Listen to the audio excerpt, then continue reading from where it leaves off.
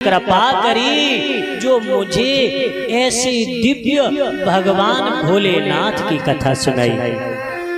लेकिन गुरुदेव, मैं तो पापिनी हूँ, मैं दुराचारिणी हूँ। मैंने जीवन में अनजाने में ही सही लेकिन बहुत पाप किए हैं, मुझसे बहुत पाप हुए हैं। लेकिन अब जब उन पापों का परिणाम ये प्राप्त होगा, यह जानकर मेरा मन कांप रहा है। मेरे जैसी पापिनी का उद्धार किसी प्रकार हो सकता है क्या? हे ब्रह्मन, कैसे भी करके मुझे इस परेशानी से निकाल लीजिए, मुझे इससे बचा लीजिए, क्योंकि मुझे धर्म का ज्ञान नहीं था। समय के प्रभाव के कारण, उम्र के प्रभाव के कारण, व्यवहार के कारण, संगति के कारण मैंने अपने जीवन का नाश कर लिया। गुरुदेव, अब मेरे जीवन का क्या होगा? अब मेरा क्या होगा? बंधुओं, इस प्रकार वह चंचुला हाथ जोड़ करके विनती करती है और रोने लगी है। जब निश्चल भाव कहा, देवी तुम चिंता मत करो, तुम परेशान मत हो, क्योंकि सोद्यमानं दर्पणं हि यथा भवति निर्मलम् तथैतत् कथया चेतो विशुद्ध्यं यात्य संशयम्। देवी, वैसे तो अपने जीवन में किए गए पापों को मिटाने के कई साधन बताए हैं।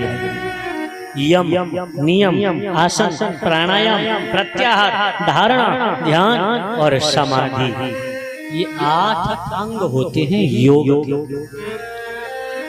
इन 8, जिन्हें हम अष्टांग योग कहते हैं, इन अष्टांग योग में से कोई भी आप एक यौगिक क्रिया का सहारा ले लें तो तुम्हारे पाप मिटने लगेंगे। जिस प्रकार सूर्य नारायण के उदय होने पर अंधेरा छट जाता है, ठीक उसी प्रकार इनका आश्रय लेने पर हमारे जीवन के पाप मिटने लगते हैं। प्राणायाम करना चाहिए। मैं पूर्व में भी तुम्हें बता के गया हूँ और एक बार नहीं, कई बार बता के गया हूँ कि प्राणायाम कैसे करना चाहिए। बंधुओं, तो ये बहुत सारे साधन हैं। अथवा हम व्रत करें।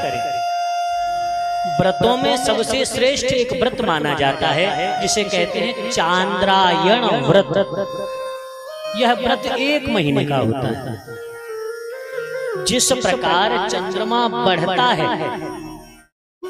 और घटता है, ठीक उसी प्रकार हम अपने जो हमारा भोजन है, कि जैसे हम आज खाते हैं 3 रोटी, तो उस 3 रोटी को पूर्णिमा के दिन तो हम पूरी 3 खाएंगे और फिर धीरे धीरे उसको घटाते जाएंगे। और अमावस्या को जब चंद्रमा बिल्कुल दिखाई भी नहीं देता है, तब उस दिन बिल्कुल ना के बराबर भोजन लिया जाता है और फिर दूसरे दिन थोड़ा थोड़ा फिर बढ़ाया जाता है। 1 महीने तक इस प्रकार 24 घंटे में केवल 1 बार आहार करके सतत भगवान के नाम का जाप करते रहने पर जो फल मिलता है उसे चांद्रायण व्रत कहते हैं। आदरणीय बंधुओं, बहुत से साधन हैं ऐसे कि जो तुम्हारे पापों को मिटाने में सामर्थ्यवान है। लेकिन सोद्यमानं